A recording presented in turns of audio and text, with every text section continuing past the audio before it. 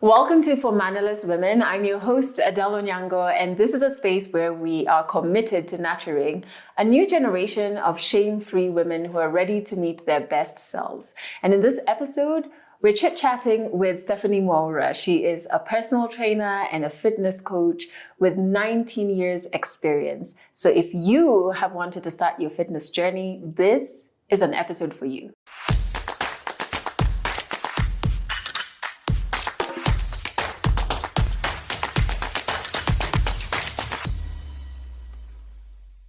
So thank you so much for making time to be on the show. 19 years experience in the field. First, just take your flowers. Thank you. Take your flowers. How did you first get into the fitness world? I keep saying fitness chose me. I didn't deliberately pick it, but I was always a sporty child. Yeah. I played all sports except three, maybe. Basketball, football. I know with my height, I didn't play basketball. Football and hockey. Yeah. I thought all those sports were a bit aggressive, so I didn't do those. But everything else you can imagine, netball. Oh, I loved netball. Volleyball, swimming, athletics, field, track, everything. I did all that. So when I finished and went to uni, I was called for something different. I was called for economics. I applied for economics, but I was called for English, linguistics, and sociology. Okay, why? Because I got an A in English. And you're like, I've expressed interest into what I want so I didn't make it. So they thought, okay, with your English marks, let's take you to an English class. I did that class for 1 month and I was like, this one is not for me, not this one. So I now took the time, that 1 month period, that first semester, you can change your course. So the options I had were sports science and hospitality and tourism management. So I picked hospitality and tourism because I could double major with sports. Oh, okay. So that's what I did. And in the process, because I was still swimming, I became the captain of the team in second year. And that is where I was able to start coaching from a very early, point in university. So from second year, I was coaching the team up to when I finished. When I finished, the university gave me a job. Wow. As a coach. So I was given a job as a coach, having not studied sports science on its own fully, but I had studied swimming. So in the process of being coach, we had been begging for access to the gym as coaches for like 3 years. It was approved as soon as I graduated. So I got to only go to the gym after finishing. And one day, some random person asked me, "Are you a trainer?" And I said, "No." Then I asked him why, and he said, "You're really good at this aerobics thing. You should become one." Isn't that interesting? That's someone saw a strength in you that you didn't even know. And because I was already coaching and I knew for sure after doing 2 internships in housekeeping, I was like, I am not spreading beds for a living. Internships in hotels are very humbling. So after I did 2, I was sure by the time I am done, I need another plan. This ain't it. So the swimming was looking more lucrative. So I got into the swimming. And then as I was coaching in swimming, I went back to school now and did a postgraduate diploma in fitness. That was 2010, 2011. Yeah. And that is how I got into it. This is so incredible, but it's also, it's like a mix of intentionality, but also people spotting, which I think is always so wonderful when it happens. Yeah. When people see strengths in you that you probably haven't even seen yourself. Yeah. So this is incredible, 19 years. And so you're the right person to also speak to something I stumbled upon on a podcast. So when I would do like my morning walks, I would go hungry. Like I would just wake up and just go straight for them, come back and do like yoga, still haven't eaten anything. And this doctor on this show was talking about how, that's for men. But for women, you need to have something small. And she was saying even half a banana, it will help you with recovery and stuff. And so when I started doing that, I was like, I'm climbing this hill much easier. I would be tired before. And so there's so many things in fitness that we're told to do as women that are really geared for the male body. Yes. What are some things that we're doing that maybe as women we should be tweaking another way? The first one is the go hard or go home. Please, ladies, go home. Go home. Me, I'm in the team for go home. Not go home. I am picking go home. So women's bodies, do very well with intense training, but not every day. So the go hard, go home is just too forceful, too frequent. Men can train every day. Their hormones are the same since this guy got hormones. Yeah. Yeah. Now me, I am now in my late 30s. My hormones are not the same as they were in my early 30s, as they were in my late 20s, in my early 20s. When I was 17, they're not the same.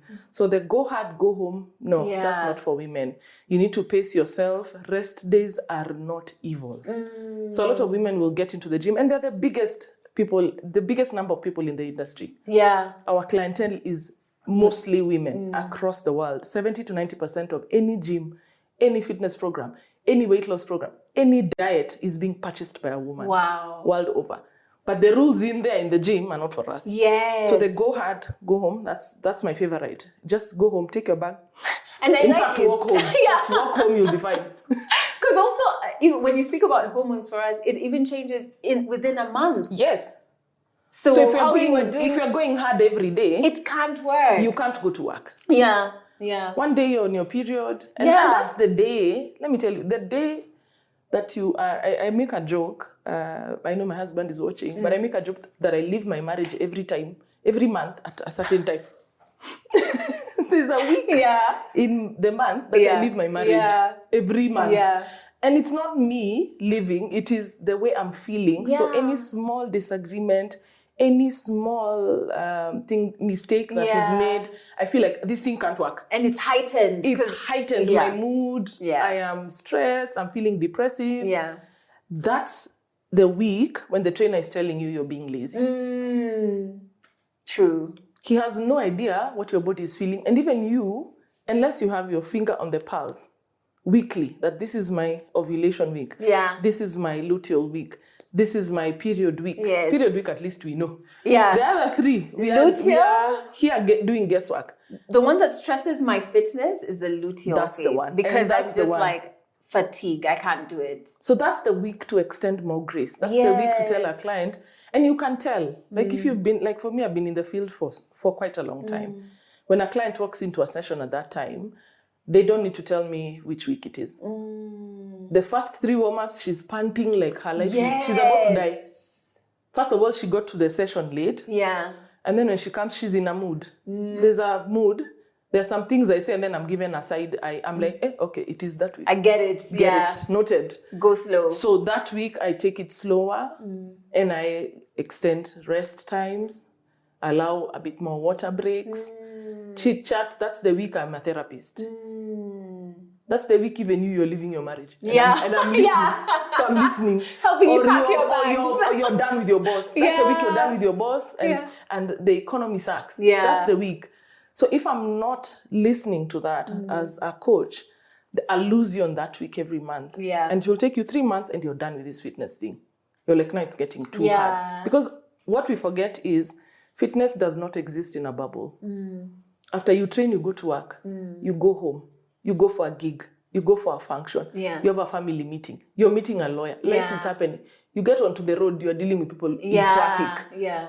So if the gym was not a space to come decompress and invest in yourself, uninterrupted, you will hate it. Yeah. Because it messes the rest of the 23 hours. I like this. So go home. Go home, just walk home. Go home. What else should we change in terms of like what's for us and what's for men that we're just taking on and it's not for us? Extremely intense cardio. So a long time ago, strength training was only considered to be bodybuilding. And that's the one that made women say, I don't want to look like that. If you look at the photos of women who strength trained in the early 80s, 90s, 70s, 80s, 90s, most were bodybuilders. And they were rebels. Yeah. Because they were probably not with children. They didn't have kids. They had time to be in the gym. They were professional athletes. Yeah. Those are the only photos we had access to. So if you saw that and you're like, that's how I'm going to look when I strength train. Miss me, please. Yeah. So guys were stuck with the cardios, the running. I mean, look at the year of COVID. That first 6 months, we had the highest record of injuries in fitness in Kenya ever. Are you because serious? when COVID hit, we all went out to run. Yeah. Where? On tarmac. Even in January, just note January. We are not far from January. January, the roads are full. Yeah. We are all walking. Jeffries is full. Karura is full. Yeah. The stairs are full. Yeah.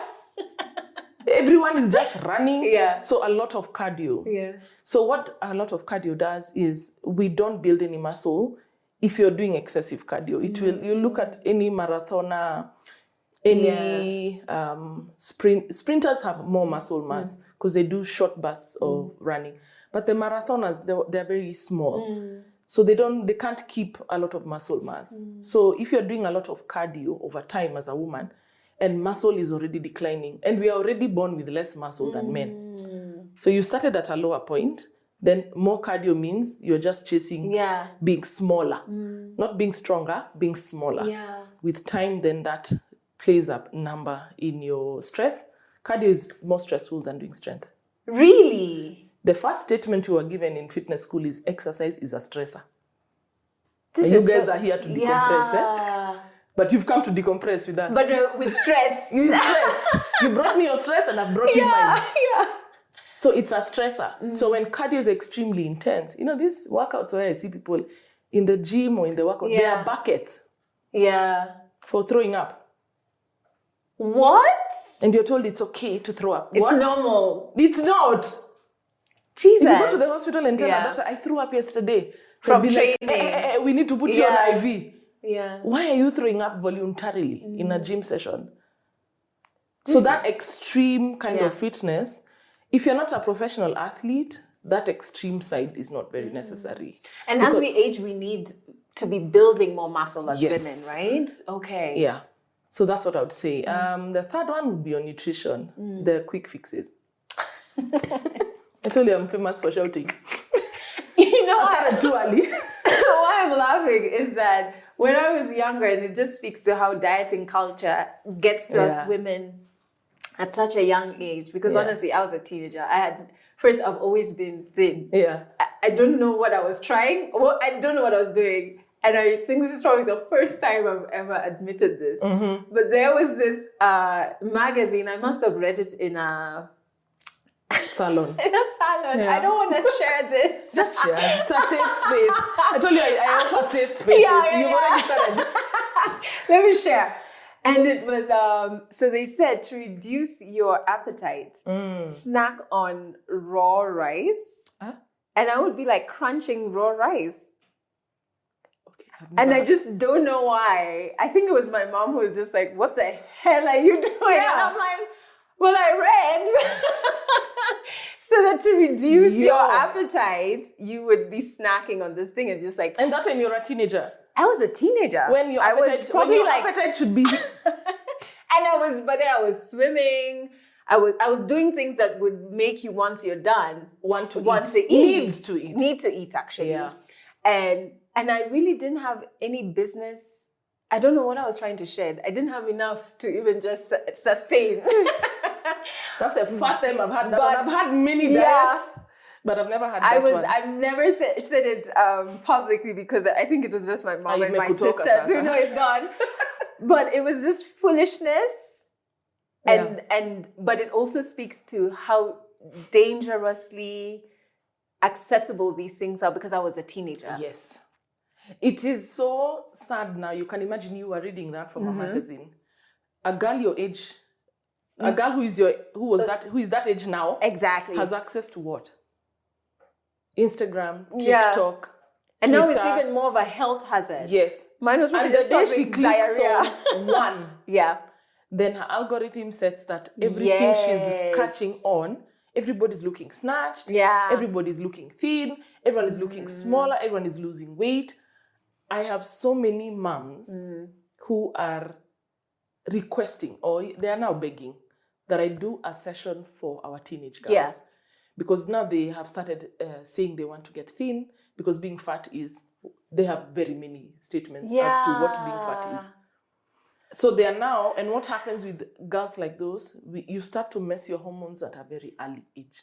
That's what I'm saying. So now it's more harmful things that are accessible, right? Yes. And as aunties, as moms, as grandmoms, we are even passing these things down without our knowledge. So we are in the house and you run a hotel in the house because the nanny cooks this for the dad, this for the mom, this for the kids. So my daughter, who is watching me, looks at this and says, Mom doesn't eat that. It makes people fat. Yeah. She's 12. So she goes to a party. She knows I don't eat cake because it makes people fat. She goes to a party and she says, I don't eat cake. And one of your greatest influences at that age are like the adults around you, your mom. Your main You're influences. learning from modeling. You are learning. And they don't need to teach. They don't need to talk. So you can imagine. So the fat diets are a big one for women. Like do this, lose this. Yeah. There's a season where we didn't eat carbs. Yeah. A whole group of us. No one was eating carbs. Carbs were bad. No carbs. Then suddenly now certain meats are bad. Do you remember the season of red meat is bad? That's another one I was in. And then plant-based are carbs. Yeah. How many days do I answer? Beans are not carbs. Because the Western world has told us that beans are carbs.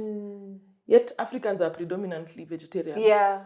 So now we are trying to look for chicken breast. Where will I get a chicken breast in my village in Deya? Yeah. Where? That roadrunner has a sheet thick chicken breast. Where are we drawing it from? Yeah. So we've now demonized the rest of the chicken and we should only be eating chicken breast without skin. I remember the without skin phase. Oh my goodness, like it's all coming back to me. If I told you to go and write down all the diets you've heard of or done, you will fill a book. I remember the skin one. There's a time we never ate skin. There's a time all foods for weight loss had to be boiled. Oh my God, don't fry. Don't fry, because mafuta ni mbaya. Okay, so fat diets are a huge one, and those ones will never end. Somebody will always come up with something. Because it's an industry now. Because the bottom line is they reduce how much you eat. So you will lose weight. They will give you the results you want, for sure. Eating veggies only, juicing, detoxing. The other day I was at an event and the doctor who was there were 3 doctors. One said, you do not need to detox your body. Because it already does. It has a liver for a reason. Yeah. The liver is busy detoxing you every day. So you cannot detox from your stomach. Yeah, the body is already doing that. But there's always something coming up. Because the weight loss and the fitness industry is a multi-million-dollar industry. So you have to be very smart and like self-aware. Yeah. So that you're not swept and up interrogate. in it. Just interrogate. If somebody tells you, I want you to stop eating rice, ask why. Or start eating raw rice. Yes, raw rice. We forgive you because you were 17. I was young. At least you were 17. Yeah. But imagine me at my big age, I'm eating 6 boiled eggs breakfast, 6 boiled eggs lunch, 6 boiled eggs dinner. Yeah. At my big age. Yeah. I didn't decide, okay, let me go research what that will help me with and what are the cons of doing that. We don't even investigate. So investigate what you're being asked to do before you just jump on it. This is quite interesting. We're going to come back to this good or bad foods. But there's something you mentioned that it really struck me about empathy and fitness. I don't think I've ever seen those two words together. It's always go hard or go home, right? Or go home. So you feel like the fitness space needs more empathy. Absolutely. What do you mean by that? And what's the role of empathy in fitness? So if we were to put ourselves in the situation of somebody's health today, then we would understand how they got there without judging and shaming them. And then it makes me, as a coach, be in a better position to walk with you through that journey to achieve your goals without shame and judgment. I haven't seen any good come out of shame and judgment. So I shamed you, you look bad, I don't like this about you. Okay. Yeah. Will you say, oh, that was so inspiring? It's not motivating. It didn't motivate you to do anything. You can't say that was life-changing unless it is the thing that made you saw the red flag. Yeah.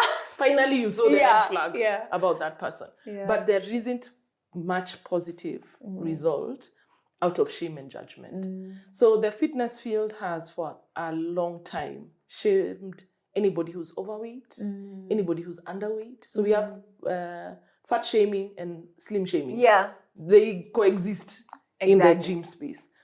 We shame people who start too late. We shame moms for looking like they had children. Like moms, yeah. Looking like a mom is Yeah. such a bad thing. Like you had a baby. Like as soon as you come back from mat leave, guys are like, oh, congratulations. Yeah. You're like, for what? Yeah. I'm not pregnant. Oh, you look like another one is coming. We've normalized shaming people for how they look. So you can imagine that is out here. So in the gym space, you find these buffs and other petite, fit-looking, surfboard tummy. You walk in and you are a sinner. It's so harsh. It's so tough. And then it's, why are you like this? I've had statements like, amsha mafuta twende. What? Or, am I the one who made you fat? Is it not you who brought yourself to the gym? So is that like a coach telling, my goodness. That's a coach. So for a very long time, people are shamed in the gym. And it's such a, what's the word? It's a very cutthroat environment. Even just the way you feel, the energy. The energy in the gym is very competitive. Because you have lost weight, wait and see. Me. Yeah. Even me, I'm on the way. I'm on the way. Yeah. How much did you lose? Now we are comparing notes. Nobody's looking at, okay, what's your background? What's your genetics? Genetics, I was going to say. How did you get here? Yeah. I normally like to ask a client, why are you here today? Or why did you book a consultation with me? What are we working on? And once I let them open up and talk about the journey to this place where you're like, now I need to make change, they're able to draw a nice dotted line to say, this happened. There was grief here. There was loss here. There was poor work-life balance here. There was stress here. There was COVID here. Yeah. I mean, we are behaving like we don't grieve. Yeah. We should just be fit permanently. Yeah. And the worst part is we judge fitness by looks. Fitness is not a body shape. I think the reason I know that is people, when you're thin, people assume you're fit. Yes. And I've known moments where, because I've been thin throughout, where I'm further from fit than I've ever been, or closer. Yeah. And you externally would never know it. Yeah. You'd never know it. So but somebody you'd just assume. looks. Yeah, I assume, and then I label you fit. Yeah. And then somebody else looks at me and they label me fat. Yeah. And to that, we are not having a conversation. So we don't even allow for... Empathy is such an important human feeling or space we need to hold around everything. Yeah. Just the same way there's been so many things going on around us. Just because I don't understand it, I should not now come to you and attack you. Exactly. I should take my time, see it from your perspective, and then, okay, if I can work with you, see how I can work with you. So empathy has given me more results for clients. Oh, yeah. Than shame. Ever. A client can tell me I had 2 bottles of wine, and I tell them, my favorite response, thank you for sharing. Yeah, because I'm now not, it's not like I'm hiding. No, don't hide it. So now you know. Because the person you're being accountable to is not me, it is you. When you open up and say, I had 2 bottles of wine, and I was reducing my drinking, or I had 3 slices of cake, I was stressed, you're being accountable to yourself, not me. I'm just a conduit. Yes, and a safe space. I'm a safe space. Yeah. I will train you, you'll get so fit, you look so fine. Imagine I'll never benefit. So if I'm here for myself and what I think and why I should be telling you all these things, I really have lost the plot. So we need to hold a bit more space. Then people are willing to keep starting. The reason why people lose weight and then when they gain it back, they never come back is because we will laugh. Yes, we're shaming them. We are shaming them. Yeah. I thought you lost weight. Yeah. Like, I mean, we are about to start greeting each other. It's umead during Christmas. We meet cousins you've not seen for 6 years. Yeah. And you're like, you've become so fat. Like, you have no question of what have you been up to for 6 years. And it's not a bad thing to increase or for your size to change, but you also don't know what has caused this change. Yeah. Right? And sometimes it's not your business. So you actually shouldn't even be talking about umead or whatever. I normally ask your people, business. when you tell somebody that, is it that you thought they didn't know? Like, wow. I live in this body. They live in that body every day. Okay, so is that news? And you are moving away from what we should be talking about. Like, it's nice to see you. Yeah. I used to once answer, guys. These days I have nice answers. Yeah. when somebody meets me and says, hey, you've added weight, I'm like, yeah, it's very nice to see you too. Yes. Because that cannot be the basis of all our conversations. This is so funny because like for my body, I lose weight very easily. And I have to kind of like remember to have my meals. Yes. Because a little bit of stress or forgetting to eat, it just sheds, like it drops, right? But I think I've kind of known that about my body, and I don't shame myself when I've lost it. Yeah. Before I used to just be like, why can't I have a handle on this? What's going on? And we think that we should do that to ourselves. Yes. So even if I add weight, if I lose weight, I have an opinion about why I shouldn't have done that. Yes. And it's a very condescending. Yes, like, very why are you condescending doing this? way. And I don't know what it is about me. I'm not able to stick to the gym. So I had to kind of be like, no, when you're stressed, this happens. Yes. And just be easy on yourself. This time around, how can we handle our stress better? Yes. What are we going to do? Oh, okay, so maybe we can try this.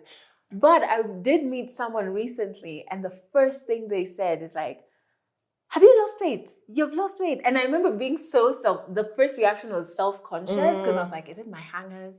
Is it like, what is it? Because I didn't think I've lost weight. Yeah. Even you know you're surprised. I was just like, I didn't think have I not been seeing myself in the mirror? And afterwards I just said, forget all of that. That was none of her business. It was not an opinion that was hers to share. So can we just continue with what we were doing? I think we also need to know when this is not your voice is not needed here. Yes. And let's normalize calling people out for that. Like if somebody comes and that's the first thing they say every time, you tell them the next time that is the first statement we are having, I don't think you and I need to talk. Or I don't like that every time we meet, that's the only thing you take note of. I am alive and well and here. Yeah. You haven't seen me in a while. You haven't cared about anything else except how I look. The first thing. That's the first thing. Because I mean, Christmas is a time we gather after many, many months. Some of us only see each other during Christmas. And 12 months is a long time. A long time. If you look at just 1 week, what have you done in 1 week? So now 52 weeks, we have so much to catch up on. And things to talk about. There's probably things you went through this year that we could share. Because that's what empathy is, putting yourself in someone's shoes.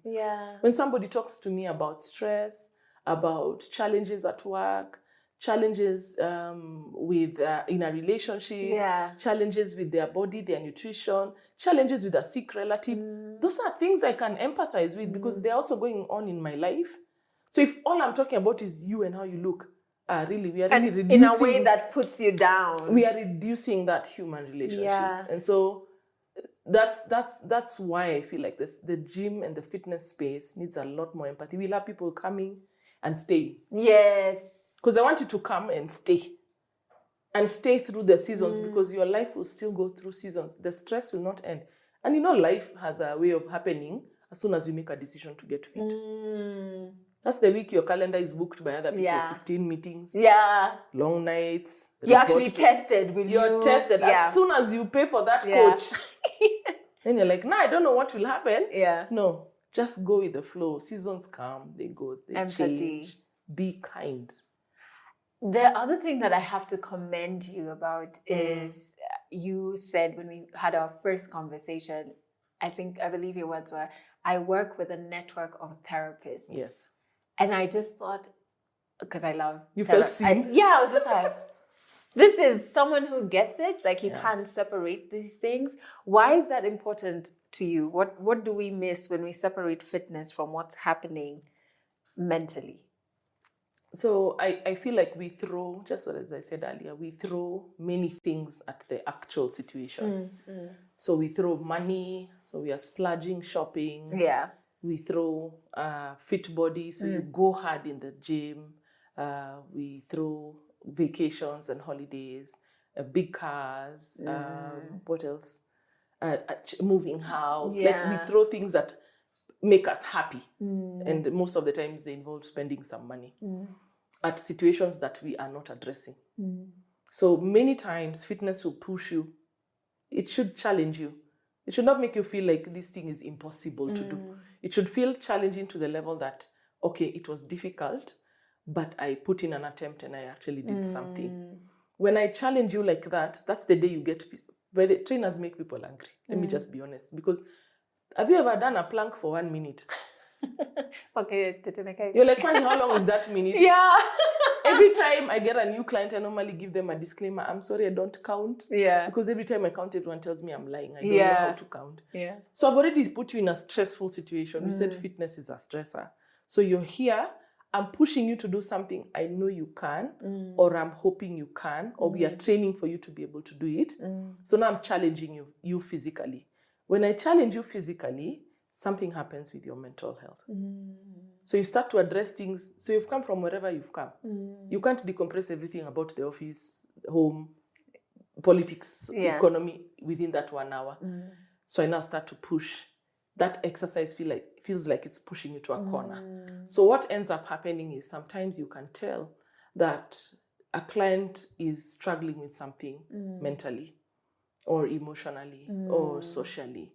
And the best thing for me is to, get to a point of saying, honestly, this now is beyond my scope.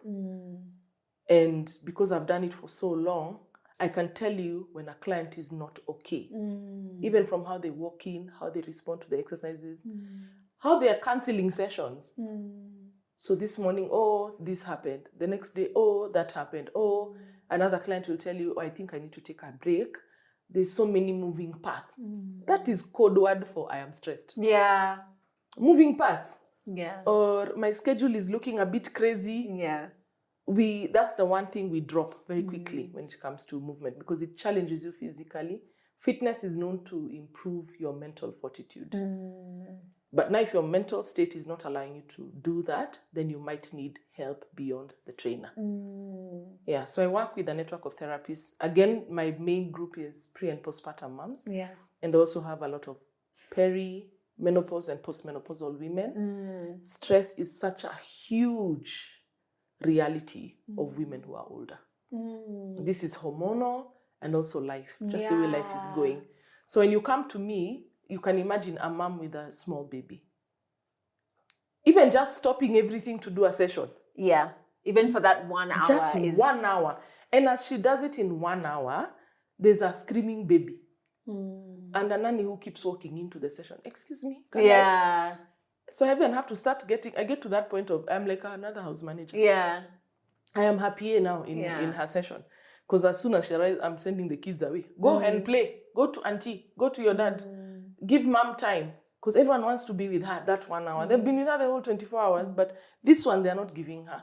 So that already is putting her in a stressful mode. She's probably struggling with sleep because of a small baby. It's a transition. Yes. And the same, postpartum symptoms very easily overlap with menopause and perimenopausal symptoms. A lot of perimenopause women are awake at 3. We are not praying, by the way. We are not praying. Not awake out of choice. We are not praying. Let me just say now. We are not praying. Guys are like, we are praying for our husbands. Yeah. We are not praying. Yeah. We have insomnia. We just can't sleep. We have now interrupted sleep because of low estrogen. Oh my word. My anxiety is now heightened because of hormone imbalance. Yeah. I am incessantly tired. I'm tired. So this workout already, I'm tired when Steph arrives. Because I haven't slept. Yes, I haven't slept.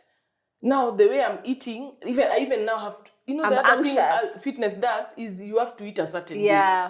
So I've stressed you with the workout, and I have recommendations about what you should eat to get to the goal. And then on the other side, life is still happening. Yeah. So there's a lot to deal with when you start a fitness program. Those things start to come out. Can I just say thank you, first and foremost, that you work with women primarily, right? You're welcome. Because then you get it. Yeah. I actually hadn't broken it down, like, even for perimenopause, your insomnia, your hot flashes. Yeah. Because if your hormones are also playing around, you're tired. Yeah. You're not arriving the way you know yourself to be. Exactly. And that in itself is stressful because it's just like, what is happening? You're not feeling like yourself. You're not feeling like yourself. And that's it. The moment a client is not feeling like themselves, you need as many people in your team to help you feel better. So in the fitness space or your wellness journey, wellness is not just about fitness only. Fitness, nutrition, you need a team. Yeah. We also should get used to doing therapy, not when there's a crisis only. Yeah. Start it as a maintenance. How many of us wait for our cars to break down? We don't. They're serviced on regular. Yeah. We have dates and mileage. You get a reminder. Yes. Yes. We service our cars regularly. So we need to service our mental health, our physical health, our nutrition, rest. Yeah. So things come up in training sessions. Many clients keep saying, I need to start charging for therapy. I'm like, I just found myself here now. And it's part of it also. It's part of it because a client is now doing the exercises as a way also to distract them. I'm there giving them stories from here till wherever. And they're also sharing. Yeah. And then there are some you can tell, okay, now I'm able to pick, a client has lost this number of family members. I'm like, this one is going through grief and I'm not able to handle that. I'm not a grief therapist. I need to tap in. So I need to call someone. So I have friends or people I've worked with. Others I've gotten through just networks and my work. Some refer clients to me because these things work hand in hand. Yeah. A therapist will tell you need to start exercising. Any client who has depression, chronic stress, anxiety. I have quite a number of clients who have been diagnosed with bipolar. What else? Postpartum depression. Exercise is one of the remedies. So they send you to me. Yeah. So why shouldn't I send you to them when this is now beyond my scope? Yeah. I am not you have to work together. I am not a miracle worker. Yeah. So when I'm like, okay, now your counseling sessions, I try to reach out to you because a trainer is also a very close person in your life. You can imagine I train clients who I see 3 times a week. Yeah. For 3, 4, 5 years. Yeah. I know your house. I know the cups. Yeah. I know your kids. I know the nannies you had. I know the guard. Yeah. Do you know how many places I drive into and the security guard is like, Aya, umerudi? Yeah. I've never been there. Yeah. I've never been there. Yeah. But maybe he was posted in another apartment. He used to see me there. So I know so many things about your life. I mean, I should be able to hold space and say, okay, now this part I would recommend. And it's not easy. Some are willing. Some are like, no, me, I'm okay, me, I don't need. Yeah. I'm okay, I'm good. Because also fitness is very intimate. It is. Like the fitness journey, I would say for women, is very intimate. We're carrying in a lot of emotions. And I wonder if what you think about our mental health in terms of how it affects our fitness habits. So our inability to be consistent. Yeah. Or our kind of fear to even start or keep it up. You know what I mean? Yeah. Isn't that linked to something? It is. Mental or emotional. There's fear of failure. What if I sign up for this program or I get this coach, they charge this much and then it doesn't work? Like I've tried, I made a joke the other day, guys are gonna lynch me for this one, but I'll use it again. I said, I've tried everything is a statement only reserved for fitness. Yeah. We have never invested once. We all bought koi legs many years ago. But we are still investing now. Yeah, we didn't stop. Not fitness. One program. You get sore, day 3. Yeah. You're done. Yeah. And you're done with the collective entire industry. Yeah. You're not doing yoga. You're not going for strength training. You're not doing Pilates. You're not going to walk. Yeah. You're not going to run. You're not going to join CrossFit. Nothing. You're not swimming. Nothing. You're not cycling. You're like, I tried everything, but you didn't stick to any. So there's a fear of failure in fitness because because fitness is not, it's not a pill. So when you come to me and tell me, Steph, I want to build muscle, like I know that's a goal you have. Yeah. Before I get the sweet spot for you, we'll have gone in like 4 months. Yeah. Because you're also uniquely built. So I can't apply my own program to you. Or program that I gave Jane to you. I have to figure out what works for Adele, what's her lifestyle like, what are her preferences. I won't tell you to go eat food that you don't eat. Yes. You'll be like, Ati, eat what? Okay, where are they bought? Yeah. You eat the first day, you're like, that thing is not easy to eat. I need to work with what your lifestyle is like so that it feels manageable. So when someone is starting this fear of failure, and that's normal, even children, anybody learning something new, just know you're not a fake. You're just a beginner. Yeah. It's new. You're sore because you've never done this thing before. Yes. Or you've never done it with this consistency. Yeah. You've never done it with a trainer. You didn't maybe get the form right. You've never done it at this intensity. A trainer also has a capacity to push you beyond what you think you can do. I can look at you and say, okay, let's lift this weight. You lift and I'm like, that looks easy. And you're like, no. Yeah. I tell you, no, just pick the bigger one. I feel like I'm one of those Let's guys. see. Yeah. Yesterday, a client asked me what weights should I buy? Yeah. There's a group program I normally run. So this one is for postpartum moms. They asked, what weights should we now buy? Because we're in the second program and we have weights. I said, she said she's doing 2.5 kilos. I'm like, 2.5? Yeah. Remember, this is a postpartum group. Yeah. I asked her, what is the weight of your baby? She said, one is 10 kilos, the other one is 24. I'm like, what are you doing at 2.5? And you lift them on the regular. You have a baby in hand constantly. So until I say that, then it doesn't feel possible. Many clients are like, I can't lift heavy weights. So even when I send you to buy dumbbells, you buy the pink ones. I can don't even say that. That's me. They're door stoppers. Those are the cute ones. hold it here. The very cute, tiny. They can fit in a handbag. Using the yoga ones that are like a pill. You guy. Yeah. No, we won't make much progress. If I was to line women in a gym and tell them, okay, lift, keep lifting until the one that you feel mekata, I can bet you for money. Many of us, if it's legs, 100 kilos plus, women are bottom heavy. So we are strong, our legs are strong, our hips are strong. Yeah. What will struggle with these push-ups, which is what everyone was trying to do. Yeah. Why? Just carry your shopping. When you go shopping for 5, 6, 7 items, that bag weighs around 7 kilos. Do you know what You've never put it down in the mall. Yeah, why would... But the pink dumbbell.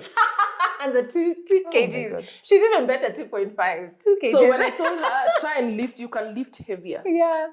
Many of us we are afraid. Okay, I won't be able to do this. Will I be able to do this? But to answer your question, which you asked about, what does that mental, the mental health connection with fitness?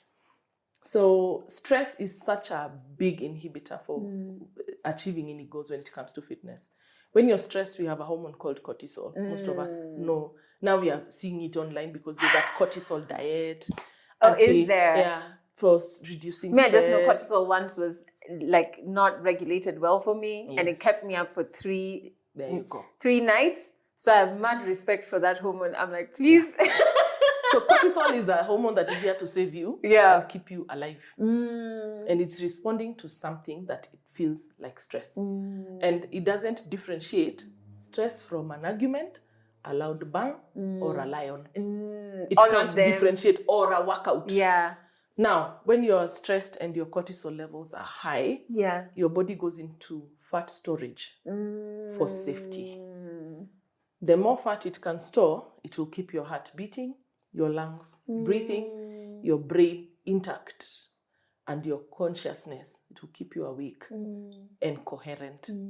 So when you're constantly stressed, you're constantly storing fat. So you come to me in a very high stress job, high stress relationship, high stress economic situation, and life too. And then me, I had mine with my big dumbbells. Stressor. The fat is not going to go anywhere. It's not go. So we'll be pushing, pulling, but it's because the body knows it's doing what it is. You've piled on more stressors. Like, I guess we need more fat. Yeah. Because it's cheap. The way she's going, we don't know where we are going. Yeah. So it's trying to protect you by storing fat. And it stores around here mostly because your organs are around here. Around your liver, around your kidneys, just to keep the body going. It's like we are not yet ready to go. We're not safe yet. We're not safe yet. So we can't lose. We don't have weight to lose at this point. So stress and fitness play, they dance together. You need a bit of it for you to get up and go to work. Yeah. Like healthy. I think it's called healthy stress, right? Yes. Yeah. But now when it tips over and becomes excessive, it becomes chronic. Yeah. We are seeing Now, there's a study that came up a few months or maybe a year or so ago that linked a lot of the lifestyle diseases that women have to chronic stress and unresolved anger. Ooh. So the type 2 diabetes, hypertension, obesity-related and cardiovascular issues, and we've also seen arthritis, a huge one as a result of stress. So when you have that chronic stress, your body cannot even let go of the weight. And when it's experiencing that, things are not working the way they should. So there's a huge connection. So exercise is a physical stressor. Yeah. That's true. It challenges your mind. It makes you feel like, okay, this thing is difficult. But when you push through, you build a bit more mental fortitude. I haven't met a client who has said that they haven't benefited in other areas of their life when they started a program. People will tell you, as soon as I started training, I was able to align my finances. As I started training, I was able to now learn how to put up boundaries with my relatives. Because I learned to take care of me. Yes. And I decided to extend this to everything else in my life. And you were seeing the rewards of taking care, how it feels good. Exactly. And, when I come for a workout after a long day, I get home happier. I'm not snappy at the children. I'm not stressed at the whole world. At a road rage in Aisha. Yes. So there's a huge connection. You can't separate the mind and the body. They are one. This is so interesting because in season 1, we had my doctor, Dr. Sally. Yeah. And I remember one of her first prescriptions to me, when she had diagnosed me with low functioning depression, she was like, literally wrote it down. I want you to get angry more often. And she was like, allow yourself. She even said, if I get a call that you have been arrested for breaking things because you're angry, she's like, I will be very happy. Because I will know the anger is out, And I just, to speak to your study, they were saying, there's a lot of talk about how the reason we as women are also suffering these things are also sociocultural. Yes. Like we're not socialized to express our anger, to anger let is out not our a female emotion. This is what we're told, right? And Why it's are just you like so angry? Even if you have like me, I have a resting. I have an RBF. you can say I am not allowed to walk with it on the streets. Yeah. My resting bitch face. Someone is like, why are you angry? Yeah. I learned to say my face sits like that. Yes. But it's normal. It's normalized for women to never be pissed. Yeah. And even when you're angry, you need to say it well. Yeah. Respectfully. Like, please. What I also want us to touch on is going back to the foods. Yes. You want us to reframe the thought that there's good and bad foods. Yeah. And I don't even know if it's out of my system, to be very honest, where I look, there's some foods where I'm like, oh, am I allowed to eat it? But you're still eating. Am I allowed? But you're still... Because they feel so good. They taste so good. Yeah, and also when they're forbidden, it's even sweeter, right? Exactly. So how comes you want us to reframe our mindset around nutrition, like in terms of good foods and bad foods? So I've watched myself, my friends, my sisters, my moms, my aunties have food anxiety around life. When you invite a lady over to your house for dinner, you want to come for dinner? She'll say, yeah. Then the next thing in her mind is, what will she cook? Or we have a cocktail party for work, and I'm like, what are they going to serve us? Cocktails have snacks and unhealthy stuff. Which snacks? Yeah. They don't have clean food. Already eating out. There's a whole stigma about eating out. So we have labeled foods good and bad, and that has now made us very anxious around eating. And we feel like, hey, I'm giving permission every day. Yeah. Me. Giving permission for somebody to go and enjoy your birthday. Yeah. Yeah, eat the cake. Yeah.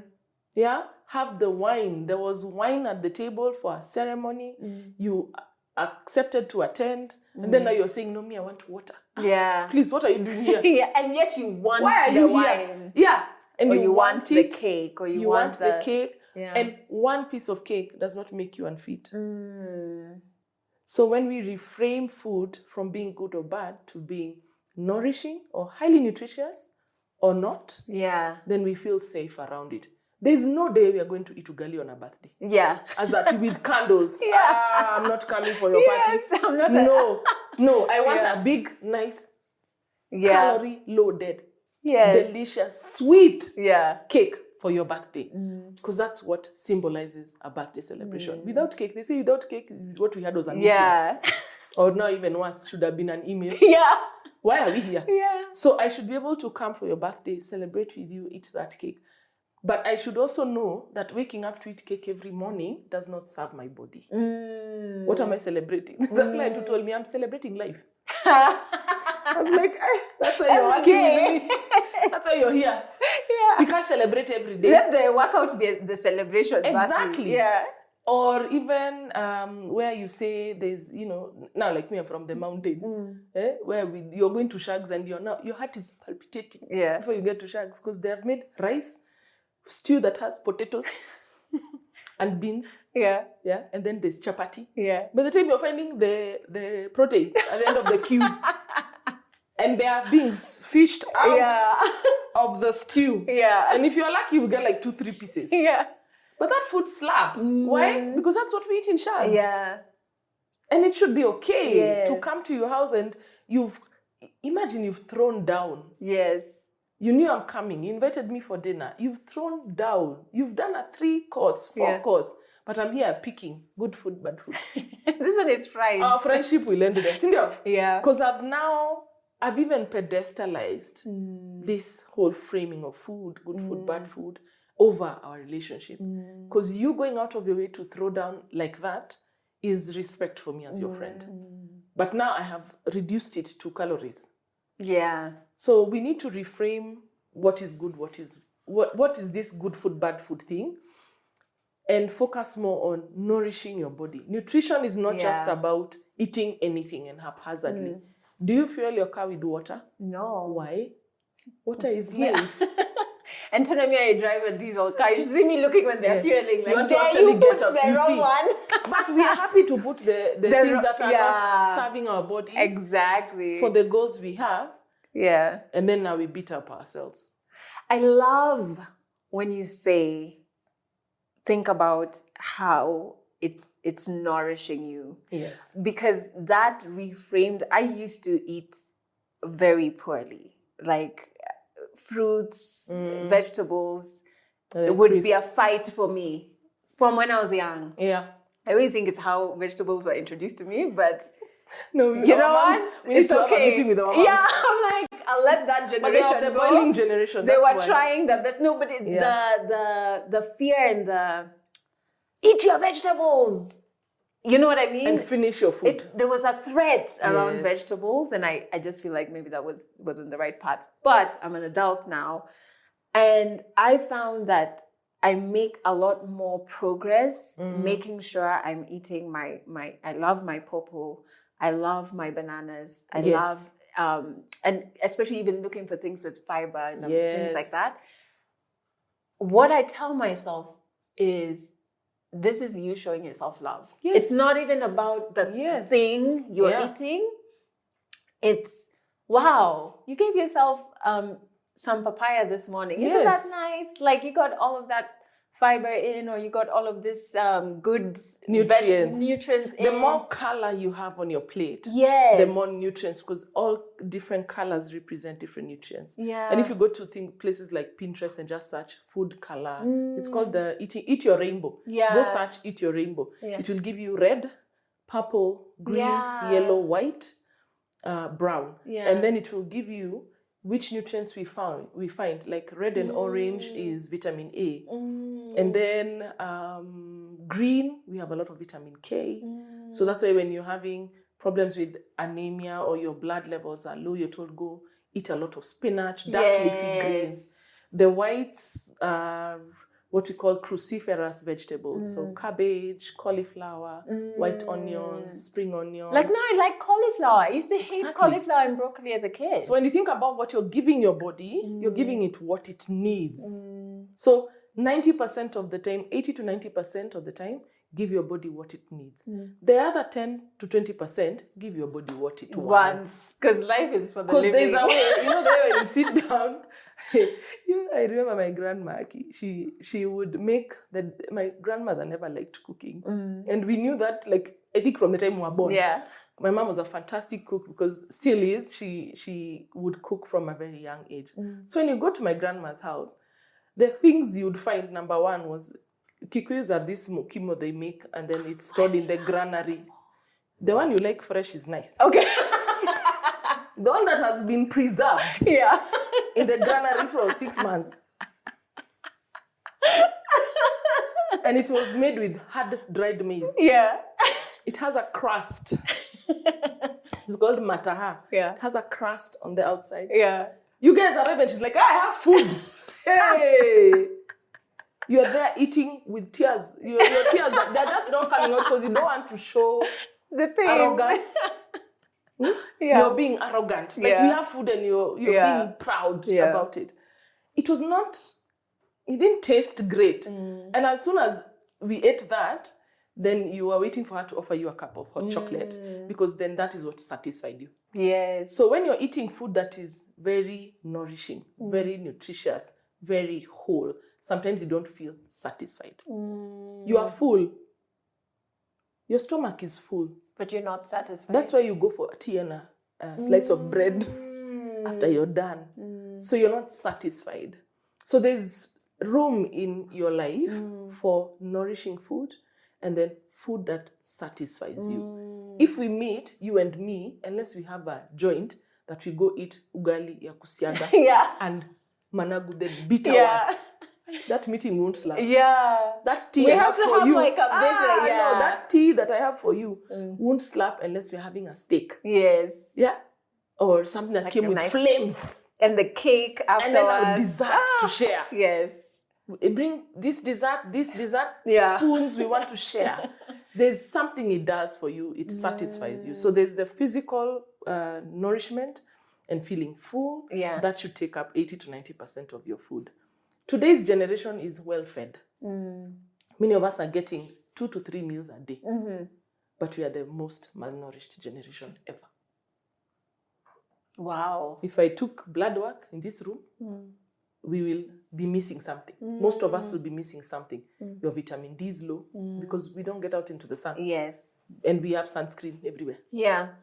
Another person, the iron levels are low. They don't like maini. I don't like dark greens. I don't eat. I don't want. How many things do we eat? Do we not eat because your mother gave you too much? Yeah. Or maybe I cook pumpkins in my house. You ate it in boarding school. Githeri. I don't eat githeri. But it is nourishing. Food, especially food that's coming from the earth, is nourishing. And if you can figure out where it's coming from, know where your food is coming from. Even better. If you can eat organic and you can afford it, go ahead. If you can plant a kitchen garden, I love that you have a garden. Those are things that, even just seeing that food grow, there's a respect you have for that cauliflower now when I'm eating it. Even carrots, I'm just like, that's my snack. Yes. So food is nourishment. That's what we need to remember. I love that. Before we use it as a crutch, because we use it as a crutch. The reason why you eat your feelings is because it's easier than to talk about it. It's so funny because I used to have ice cream every night. Every night, like after dinner, I had to have ice cream. Yeah. And it's funny, like when you make progress with your emotions, I don't know what happens to this crate. And I almost have to force myself to be like, that ice cream is going to expire. Like, Germany, we have to eat it, right?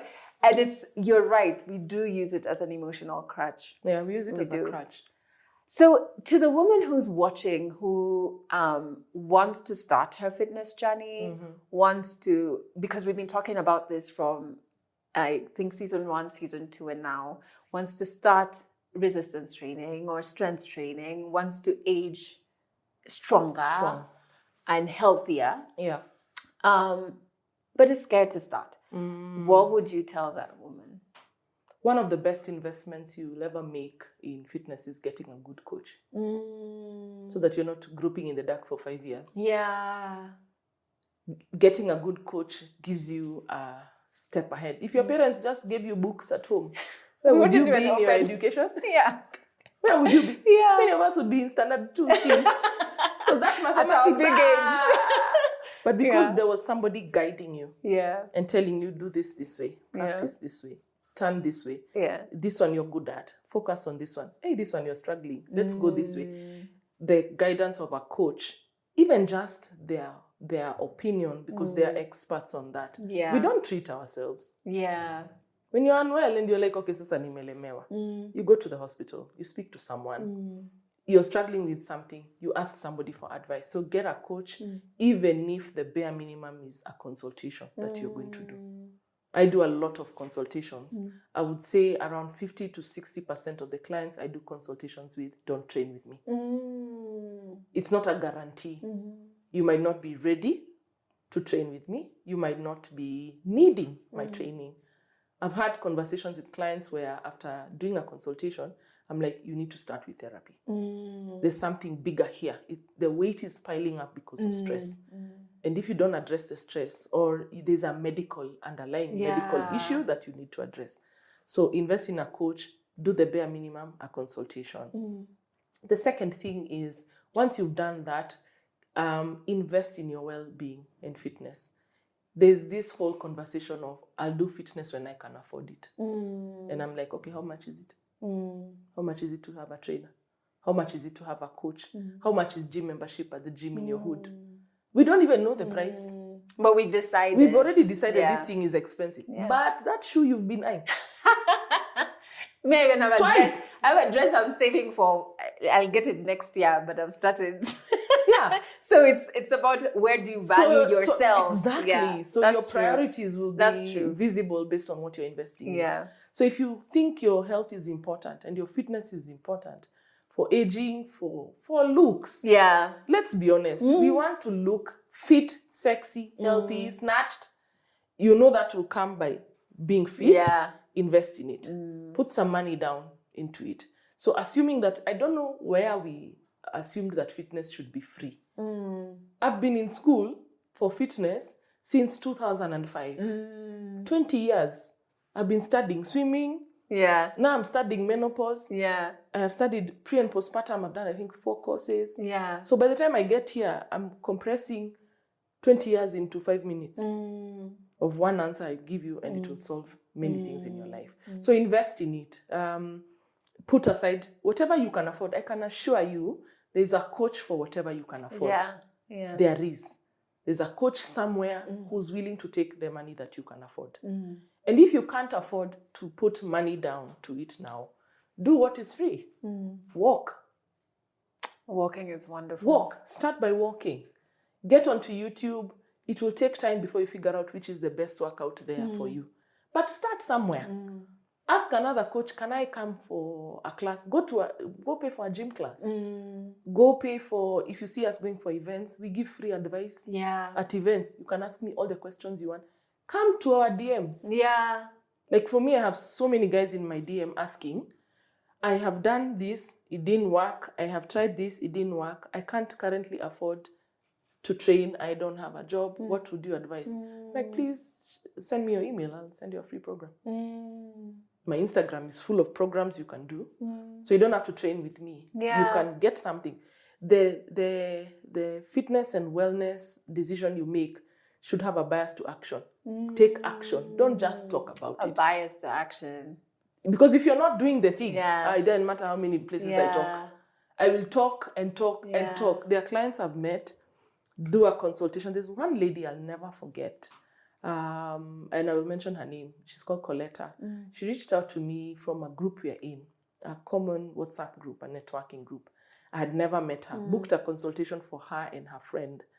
They came, at the time I was doing them in Karura as a walk and talk consultation. I love to do consultations. That is so wonderful. I don't do sit down consultations. Because I'm like, if you're starting, we are starting today. Yeah. With the minimum, which is a walk. We can walk and talk. And when we walk and talk, side by side, there's less judgment. You can tell me everything. Yeah. Without you worrying, looking at what are they called? Your expressions. Or even... What are those called? The things we write on the screen. Oh, the captions. Yeah, the captions. Subtitles. Subtitles. My face has no you can't see the subtitles on my face. So we did a walk and talk consultation with her and her friend. And I got to understand what's her lifestyle like.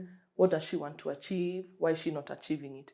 At the end of our consultation, I'll always give you a few steps to go and do today. Start today. Before you sign up with me, go start on reduce this, increase this, start walking this many times, do these exercises, or start working on this, get these health checks. This sounds like this and this, talk to a therapist. She went and did what I said and reached out to me, I think 2 years later. I couldn't recognize her. She said, "Hi, Steph." And I'm like, "Hi." Do we know each other? Then she reminded me, "It's Colette." I'm like, "Aye! What happened?" She's like, "I took your advice. I walk every day. I signed up to the gym in my hood because she lives far from me, so I was not able to go to her. I stopped this. I had my medicals done. I did. 2 years in, I looked at her and I was like, "Congratulations, you've done so well." So there's a lot you can do. There's a lot at our disposal that we can do. Now, if you're ready to start and you have figured out this is the amount I can put down, this is the coach I identify with and I'm willing to work with, get into a strength training program at least 3 times a week. Strength training is the one size fits all for fitness. I know many people don't want us to say it because then we look like we are only selling one agenda. But the aging currency is muscle. Anybody aging with low muscle mass is signing up for something they're not ready for. You lose your freedom. There's a basic move I teach, getting up from a chair for all my senior citizen clients. I have around 7 right now, aged 62 to 79. The one thing I teach everybody at that age is getting up from a chair. Because the moment they can't get up from a chair, which is all muscle work, they can't go to the bathroom. They can see it. I have to call Adele. Where is she? She's on a long phone call. She went outside. Now I'm here pressed. So I start feeling like a burden, and that stresses me even more. So the aging currency is muscle. The more muscle you have, the less fat your body will store. Muscle is high maintenance tissue, very high maintenance. It needs a lot of energy. Anybody with a lot of muscle is just sitting there burning calories, just chilling. To maintain muscle, the integrity requires a lot more energy than if your body doesn't have as much muscle. So you want to keep healthier by building more muscle. The other reason you want to build muscle is to improve your bone density. Things like bone density are reducing with age. Now for women, it's even worse. If you've had children, there was depletion. If you get into menopause and perimenopause, we are seeing osteoporosis significantly on the rise because of perimenopause, because of low estrogen. Estrogen increases bone density. So when it starts to decline, what happens to the bone? Then I'd have had 3 children. And then I'm not on any calcium supplements. In fact, I don't even take milk. It bloats me now. Like, I'm speaking for myself. It's real. I don't take milk. So the one calcium thing I was told, of course, we know many other sources, but the one I was told would be good, I don't take. So if you're training and building muscle needs a foundation or something to sit on. It sits on bones. All your muscles sit on bones. So the bigger your muscle, if I have a muscle that size, the bone is not doing too much work. The more I build it, the bone has to catch up. But you're not giving the bone what it needs to catch up. But no, as long as you're strength training, your bone density is increasing. So strength training is important to increase your bone density. The other thing that strength training will do for you, it will look the way you want in clothes. Let's be vain for a moment. I was like, wait, there's an outfit, there's a dress you want, and like that dress you want. That dress. Have you tried it? No, because it's not even in the country. I'm working towards getting it. I mean, if I haven't tried it, but you're right about because there's a way it looks in the shop and on socials. No, but you're right about then I wear it and I'm like, I can't even Adele Onyango. Because also I love toned arms. Yes, and that and we can tell because you wear your tops nice. This is a very important part of your body. It's so important to me. Exactly. So you want your body to look a certain way. That is only muscle. The aesthetics that you're looking for in those pants, the nyash, we call it in fitness a stallion booty. That one is only built. The bum is a muscle. It's a group of muscles. It doesn't grow by sitting on it. It grows by working on it. So that look, that aesthetic look, and especially for women, you want to wear that dress and it looks like it was made for you. That is muscular. So, and the more strength training you do, we talked about the link with mental health. Yeah. So strength training, get into strength training. Strength training should be done at least 3 times a week. Okay. On the minimum. If you go hard or a bit heavier, you can do 4 to 5 times a week. Anything above that might feel more stressful than it should be. And you need to catch up the nutrition with the training. Complement your training with good nutrition. So don't train your body and then eat things that are not nourishing and repairing those muscles. Because every time you train, you tear the muscle a bit. Exactly. So you want to replenish what you've utilized in the workout, repair those muscles. Rest is also very important.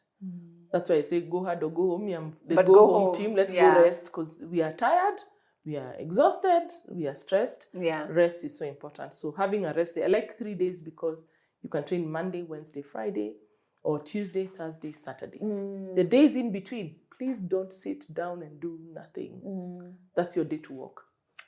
Yes. That's a day. And walking is such a free antidepressant. It's so therapeutic. When you walk, you see life continuing around you. Yes. If you are stuck thinking about your own issues, you get out and walk. You see a border, you see a butterfly, trees. You see the trees, you hear birds, you feel the wind on your face. So it does something for you. So get into a program and then get a coach who gets you. Don't just hire any coach. Just because I have testimonials on my page. Yeah. I may not be the coach for you. It's kind of like a therapist, isn't it? Like you almost have date. To sync. Yes. Yeah. It's like dating around to find the right person. Interview your coach. So during the consultation, listen to how they talk to you, how they talk about their work. Look at their testimonials if you know anybody who's worked with them. I like coaches who come to me from referrals because I can ask questions about that person and ask how do they coach, what's their coaching style, what's their temperament. Because even me, I will get frustrated. I'm human. But will I be bringing it out on you in the session? Then where are we? See, some of us know some trainers who are angry. We know the day they're angry. So that's the day we are all dying in the gym. We are dying. We must get this body by force, by fire. We're like, is it us or is it him? Yeah. Sure. Is it her? Is it what day is it? Like, it's very confusing. Yeah. So interview that coach. Get a coach who fits the kind of training you want to do. Yeah. And it will take time, just the same way we are still investing. Have you made enough money? No. Bado? Yeah. I thought you had tried everything. We're still going for it. We are still trying. Only in fitness is where we have tried everything. Investments, you're investing this. Oh, this one I lost some. This one I got good money. Yeah. This one I'm just waiting. This one I'm doing due diligence. This one I'm asking a friend. There's a friend who did it. I have a meeting. I'm going for this presentation.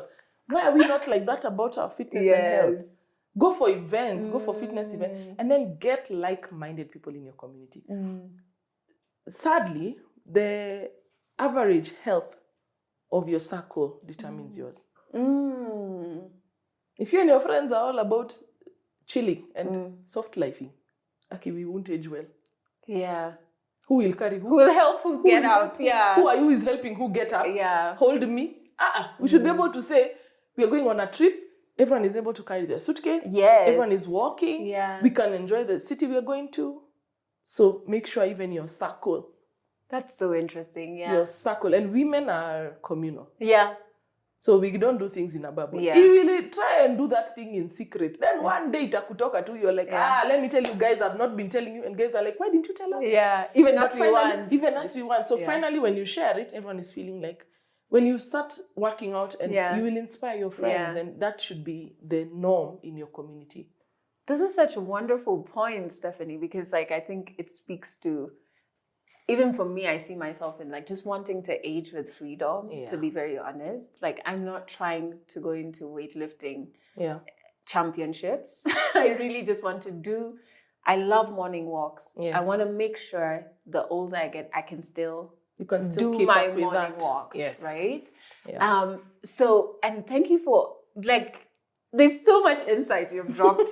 You can have me over again. Yes, I feel like yes. Yeah, I'd be happy to come. You'll be our resident coach. No problem. I have availability. I'll check my schedule. Yeah, you'll check it. We'll meet in Cairo for walk and consult as to whether you'll be here. Absolutely, absolutely. But thank you for the work that you're doing, and especially that you're working with women at such core transitions. Yes. When we're talking about pregnancy, postpartum, perimenopause, menopause. Yeah. Those are things that are quite tricky for women to navigate. So having you there is so wonderful. Yeah. And thanks for coming on the show. And thank you for watching this episode. I hope you got as much insight as I did, or even more. Remember to check out the description, because there's links for you to connect with Stephanie, as she said on her page, that there are some free workouts even, or you can slide into her DMs. You can go for a consultancy walk. Yes. and see whether you can, start walking your fitness and nutrition journey with Stephanie. If this episode resonated with you, make sure that you share it with the women in your life who you know to be mannerless or almost mannerless. And make sure you subscribe as well so you do not miss out on the next episode.